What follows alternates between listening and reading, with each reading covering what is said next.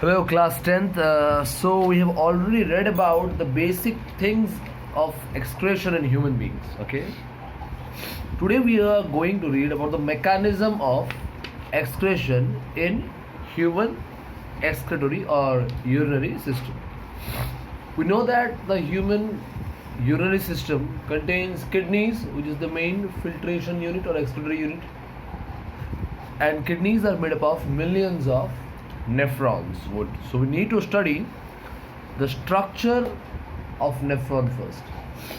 You can see this is single nephron. ये बस एक nephron है, ऐसा बहुत सारा nephron होता है. It has two main parts.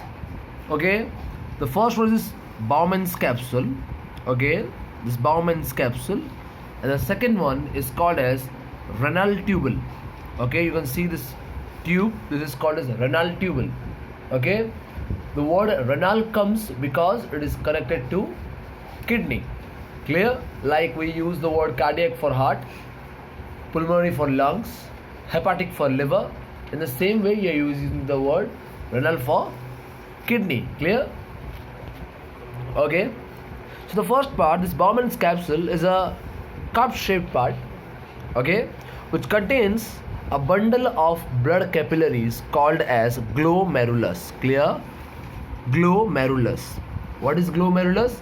It is the bundle of blood capillaries. Clear? But blood vessels. Clear? Getting my point? This glomerulus is connected to two parts. Okay, the one that is renal artery. Renal artery means this renal artery brings oxy blood to kidney. But remember, this blood is oxygen containing, but also it contains urea. Clear? So we'll tell it as dirty blood. One more thing I should tell you, that in this mechanism, wherever you are talking about dirty blood, we will know it has urea. Dirty means urea containing blood. Clear? If I mention dirty blood, it is urea containing. If I tell you deoxy dirty means it contains carbon dioxide and what? Urea, both of them. Clear? So the dirty blood or urea containing blood, it is brought to this glomerulus by a renal artery. Clear? And here in glomerulus, filtration of blood takes place. Okay, if I talk where the filtration of blood takes place, it takes place in this glomerulus. Okay, what filtration takes place? Whatever substances the blood has, it is being absorbed by this Bowman's capsule. जो भी चीज़ अंदर है वो Bowman's capsule द्वारा absorb हो जाता है, like water, salts, glucose, amino acids, ये सब कुछ. Clear? लेकिन याद रहे, if the blood contains larger amount of proteins or large size proteins and blood cells, they are not absorbed because they are quite larger in size. Clear? अगर सब कुछ blood का यहाँ चले आएगा तो ब्लड कैसे रहेगा? समझ में आया? तो ब्लड के अंदर का ब्लड सेल्स और बड़ा बड़ा प्रोटीन्स बाउमेन्स कैप्सूल द्वारा एब्जॉर्ब नहीं हो पाता, ये रह जाता है इसी ग्लोमेरुलस के अंदर और आगे पास करता है रेनल कैपिलरी से. क्लियर? रेनल कैपिलरी क्या करेगा? ये ऑक्सीजन है यहाँ पे अभी ब्लड में, वो आगे जाके अलग ये घुमा है, तुम देखोगे बुक में अगर, तो ये यहाँ से निकला, ये तुम्हारा रेनल आर्टरी है, ये ग्लोमेरुलस है, यहाँ से ये निकला ब्लड वेसल, ये कैपिलरी है, ये इस तरह घूम के यहाँ तक निकला है. तो समझ में आया कि नहीं? तो इतना मैं और नहीं दिखा रहा, बहुत सिंपल बना दिया हूँ यहाँ पे, इसको तुम समझ लेना. क्लियर? फिर से बोल रहा हूँ, this glomerulus filters the blood. Clear? यहाँ से सारा चीज़ पास करता है बाउमेन्स कैप्सूल को. Clear? And right now the blood is clean. यहाँ पे जब था ब्लड डर्टी था, यहाँ पे urea, unwanted salts, water, glucose, amino acid सब एब्जॉर्ब हो गया. अब यहाँ पे यूरिया ब्लड है क्या? या ब्लड में यूरिया है क्या? नहीं है. Now it is cleaned blood. तो इस रेनल कैपिलरी में ब्लड जो है अभी क्लीन हो गया है. यहाँ पे जब घुसा था डर्टी था, जब बाहर निकला क्या हो गया? ये हो गया है क्लीन. समझ में आ रहा है? Remember, blood does not come here. Blood absorb नहीं होता. ब्लड में जो सब्सटेंसेस है like glucose, amino acids, urea, excessive salt, excessive water, यही एब्जॉर्ब होता है. ब्लड यहीं पे ही होता है. समझ में आया? ये ब्लड जब यहाँ पास कर जाएगा, ये ब्लड यूरिया फ्री है, that's why I am calling it as cleaned blood. Clear? Getting my point? हाँ. Now whatever it is absorbed here, जो भी चीज यहाँ पे एब्जॉर्ब हुआ है, क्लियर, वो पास करेगा इस रेनल ट्यूबल के थ्रू. समझ में आ रहा है? वो पास करेगा इस रेनल ट्यूबल के थ्रू. बुक पे तो दिया नहीं है, लेकिन इस रेनल ट्यूबल का भी पार्ट्स है. देखो, this renal tubule in the upper end it is connected to Bowman's capsule, in the last end it is connected to collecting tubule और कलेक्टिंग ट्यूब. ओके, इसका फंक्शन लास्ट में बताऊंगा.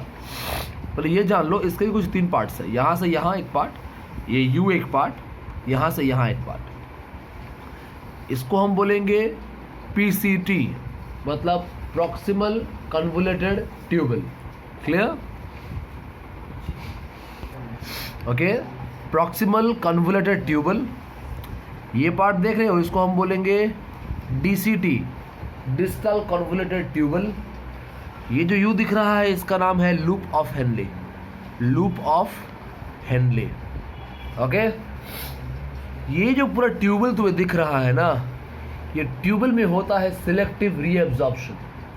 Selective reabsorption, मैं बोला reabsorption.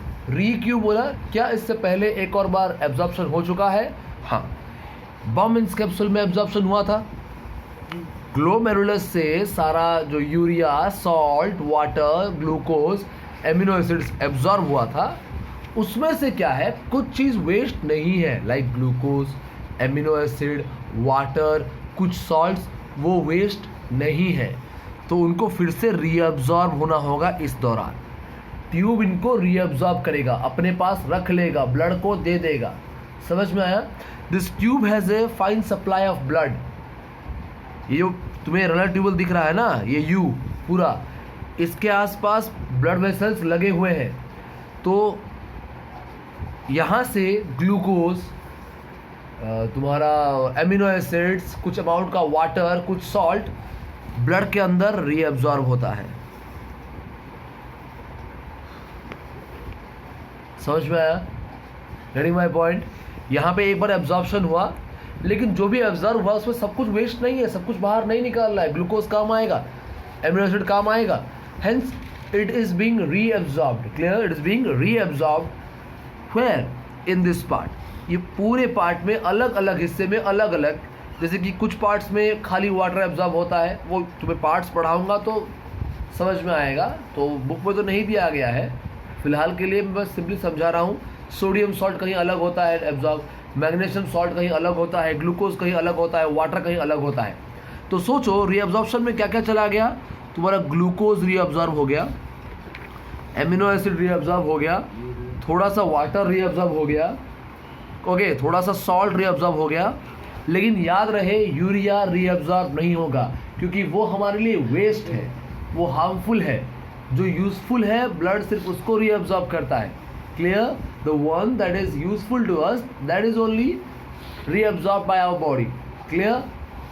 Substances like urea, they are totally harmful, they are not reabsorb. समझ में आया? Reabsorption के बाद इस रेनल ट्यूबल में बचा क्या है? यूरिया बचा है पूरा का पूरा, थोड़ा सा बचा है सॉल्ट, थोड़ा सा बचा है वाटर. क्लियर? यूरिया पूरा का पूरा, थोड़ा सा सॉल्ट, थोड़ा सा वाटर मिला देंगे, बन जाएगा यूरिन. समझ में आया? क्लियर? यहाँ से जाएगा कलेक्टिंग ट्यूब में, ये कलेक्ट होगा. क्लियर? याद रहे, बहुत सारे नेफ्रॉन्स के लिए एक कलेक्टिंग ट्यूब होता है. ऐसा नहीं कि एक नेफ्रॉन के लिए एक कलेक्टिंग ट्यूब. एक कलेक्टिंग ट्यूब में thousands of, lakhs of nephron भी जुड़ सकते हैं, डिपेंडिंग अपन कलेक्टिंग ट्यूब कितना बड़ा है. क्लियर? सब जगह से यूरिन यहाँ पे कलेक्ट होगा, मतलब ये किडनी के अंदर ही है ना, तो किडनी में यूरिन प्रोड्यूस हो गया, फिर जाएगा यूरेटर, फिर जाएगा ब्लैडर, फिर जाएगा यूरेथ्रा और बाहर. क्लियर? Getting my point? समझ में आया? मैं फिर से रिपीट करता हूँ. The dirty blood comes through the renal artery to glomerulus. In glomerulus, the filtration of blood takes place. Question आता है, what filters the blood? Glomerulus filters the blood. Okay? यहाँ से जितना भी glucose, amino acid, water, salt, urea, all things are absorb to Bowman's capsule. Now the blood is not dirty, means it doesn't contain urea, it is cleaned up. Okay, so renal capillary contains clean blood. Whatever things are absorbed, it will go through the renal tubule, and in renal tubule the selective reabsorption takes place. Selective, कुछ जो चीज़ चाहिए वही सिर्फ होगा, like glucose, amino acids, some amount of water, some amount of salt, they are being reabsorbed. Okay, as because this tubule is surrounded by blood vessels. Clear? After reabsorption, only urea, some amount of salt and some amount of water remains in this tubule, which combines to form urine. Then urine is taken to collecting tube. Then this urine is transferred to ureter, then to bladder, then through urethra it is excreted out. Clear? Getting my point? समझ में आया पूरा process? So here we have already completed the mechanism of excretion in nephron. So we know that kidney is the excretory unit or urinary unit of our body, and it has the capacity of excreting or filtering out 170 liters of urine per day. Okay, तो दो kidney मिला के 180 litre का urine produce कर सकते हैं, लेकिन हम उतना पानी पीते ही नहीं है. Clear? We only drink 4 to 5 liter of water. That's why we urinate 1 to 1.5 liters of urine per day. Okay, but what happens if the kidney fails? If one kidney fails, the other will work, no problem. But if both the kidney fails, we have only two procedures. That is, means दो kidney fail हो गया तो हमको तो करना पड़ेगा कुछ, वरना अगर यूरिया अंदर रह गया, it will be harmful for us. It may damage other parts of the body. Okay, it may affect liver, it may affect heart. Okay, so in such case we have two methods. One is kidney transplant, the other is dialysis. Kidney transplant is better. Okay, but if you are performing dialysis, it is quite very hazardous for the patient. खर्च तो पड़ेगा ही पड़ेगा, पर patient को बहुत तकलीफ होते रहेगा, बार बार हॉस्पिटलाइज होना पड़ेगा उसको. डिपेंड करेगा कि क्या कंडीशन है बॉडी का, कितना यूरिया वो कंज्यूम कर रहे हैं, उसके हिसाब से हर हफ्ते, हर 10 दिन, हर 15 दिन, हर महीने उनको डायलिसिस करना पड़ता है. Clear? So what is dialysis? We know kidney filters out urea naturally. If kidney is filled, we artificially filter out the urea. Artificial filtering out the urea is called as dialysis. समझ में आया? Simple यहाँ पे definition दिया है. The procedure used for cleaning the blood of a person by separating the waste substance like urea by artificial procedure is called as dialysis. Clear? Means normally kidney जो काम करता है वही फिल्ट्रेशन ऑफ ब्लड को अगर हम कैसे करेंगे, आर्टिफिशियल मेथड में करेंगे, तो वो हमारे लिए हो जाएगा डायलिसिस. क्लियर? तो ये कैसे होता है ज़रा देखो. This is the dialyser. Okay, you can see here the pipes are there, tubes are there, which are very thin and it is also selectively permeable. जो अंदर लिक्विड है, okay, dialysing fluid, it contains the same fluid as the body fluid. इसके अंदर जितना salt है, हाँ, इसके अंदर ग्लूकोज है, एमिनो एसिड है, पूरा सेम कर दिए हैं इसको बॉडी फ्लूइड के हिसाब से. समझ में आया? तो पेशेंट के आर्टरी से ब्लड लेते हैं. ओके, आर्टरी से ब्लड लेंगे तो पक्का वो ऑक्सी ब्लड होगा, लेकिन उसमें यूरिया होता है. क्लियर? तो वो जाएगा किधर? मेम्ब्रेन के अंदर, डायलिसिस मशीन के अंदर जाएगा. जब ट्यूब से पास करेगा तो उसको क्या लगेगा, this is similar as the body, क्योंकि बॉडी की तरह इसका कंसंट्रेशन को मेंटेन किया गया है. क्लियर? इसके कंसंट्रेशन को पूरा बॉडी की तरह मेंटेन किया गया है, जैसा बॉडी के अंदर फ्लूइड में ग्लूकोज होता है. ओके, उसी तरह इसको मेंटेन किया गया है. Now all the urea, clear, all the urea that is contained inside the blood is absorb by this fluid. ये फ्लूइड है, ये सारा यूरिया एब्जॉर्ब कर लेता है. याद रहे, जितना फंक्शन नेफ्रॉन का है ये उतना कर नहीं पाता. नेफ्रॉन में रीअब्जॉर्प्शन भी होता है, यहाँ नहीं होता. इसीलिए क्या किया जाता है, इसको सिर्फ यहाँ पे यूरिया ही एब्जॉर्ब होता है, बाकी कुछ एब्जॉर्ब नहीं होता। ब्लड में जो ग्लूकोज है, जो एमिनो एसिड्स है, वो वैसा ही रहता है, बस इसका यूरिया ही एब्जॉर्ब होता है।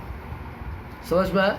और जब यूरिया निकल गया तो ब्लड क्लीन हो गया। जब घुसा था डर्टी था क्योंकि उसमें यूरिया था, और अब जब यूरिया निकल चुका है, ब्लड क्लीन है, फिर से पेशेंट के वेन में हम डाल सकते हैं, बॉडी के सर्कुलेशन में इजीली फ्लो करेगा। Simple as that. क्लियर? समझ में आया? Dialysis you already read this in class 7, बस मैं ओवरव्यू दिया, नोट्स पढ़ोगे बड़े आसानी से समझ में आएगा तुमको। Clear? So, okay, so we are to the last part of this chapter. That is out of course actually, थोड़ा एक्स्ट्रा बता रहा हूँ। ब्लड एग्जैक्टली घूमता कैसे है, सर्कुलेट कैसे होता है, ओके किस किस बीच में? हार्ट, लिवर, लंग्स और किडनी, इन 4 पार्ट्स में। ओके देखो, यूरिया प्रोड्यूस कौन करता है? लिवर प्रोड्यूस करता है। फिल्टर कौन करता है? किडनी फिल्टर करता है। क्लियर? यूरिया प्रोड्यूस कौन करता है? लिवर। लेकिन फिल्टर आउट कौन करता है? किडनी। ओके देखो, जब तुम्हारे पास हार्ट में ब्लड है, उसको कंसिडर करो ये ऑक्सी ब्लड है। Okay, heart has oxy blood. Heart pump out करेगा तो बहुत सारे पार्ट्स को जाएगा, तो मैं यहाँ से ले रहा हूँ लिवर को कनेक्शन। ओके, जब हार्ट से लिवर जाएगा तो हार्ट का जो ऑक्सीजन है, सॉरी ब्लड का जो ऑक्सीजन है वो लिवर को मिल जाएगा। अब ब्लड कैसा हो गया? डीऑक्सी हो गया ना, हुआ कि नहीं? लेकिन लिवर में जो यूरिया है वो ब्लड में आ जाएगा, आया कि नहीं आएगा? तो मैं इसको लिख दिया प्लस यूरिया कंटेनिंग। समझ में आया? पहला स्टेप, पहले हार्ट के पास ऑक्सी ब्लड था, now it went to, now it pumps out to liver. Okay, in liver the oxygen is given to the liver cells and the carbon dioxide is taken, hence the blood becomes deoxy, plus along with carbon dioxide the liver gives you urea, so now it is dirty also, deoxy and dirty, deoxy and urea containing. Clear? Now it goes back to heart. Heart गया, heart में तो कुछ होगा नहीं, oxygen मिलेगा नहीं इसको, तो अभी भी ये डीऑक्सी ही है, और यूरिया तो कहीं गया नहीं है क्योंकि यूरिया तो किडनी में फिल्टर होगा, तो अभी भी ये यूरिया कंटेनिंग ही है, तो सेम चीज़ रहा। अभी हार्ट से कहाँ जाता है? लंग्स जाता है। क्यों जाता है?